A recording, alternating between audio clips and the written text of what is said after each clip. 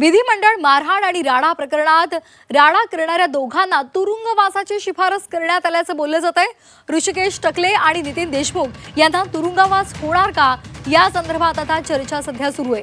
पावसाळी अधिवेशनामध्ये विधिमंडळ लॉबीमध्ये राडा झालेला होता आणि त्या संदर्भात एक अहवाल सादर केला जाणार आहे आणि विधिमंडळ मारहाण आणि राडा प्रकरणातली ही महत्त्वाची बातमी आपण पाहतोय। या संदर्भात अधिक माहिती देत आहेत आमचे प्रतिनिधी ओम देशमुख।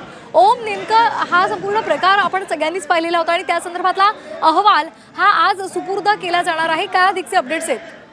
अगदी बरोबर आहे श्वेता। खरं तर पावसाळी अधिवेशनाच्या काळामध्ये पडळकर आणि आव्हाड या दोघांच्या समर्थकांमध्ये मारहाण झाली होती आणि याचे पडसाद कुठेतरी विधिमंडळामध्ये तीव्रपणे उमटले होते। या संदर्भात विधिमंडळाच्या समितीकडनं आता चौकशी करण्यात आली असून या दोघांनाही तुरुंगवासाची शिक्षा देण्यात यावी अशा प्रकारची एक मागणी किंवा या प्रकारचा निष्कर्ष या समितीनं नोंदवलेला आहे।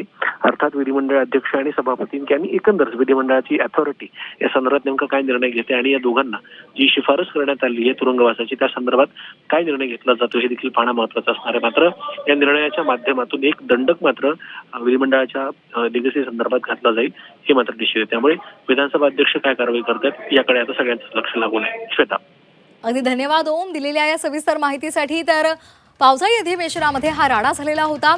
जितेंद्र आव्हाड आणि गोपीचंद पडळकर यांच्या समर्थकांमध्ये, त्यांच्या कार्यकर्त्यांमध्ये हा मोठा राडा झालेला होता विधान भवनामध्ये आणि त्यामुळे आता त्या संदर्भातला अहवाल देण्यात आलेला आहे।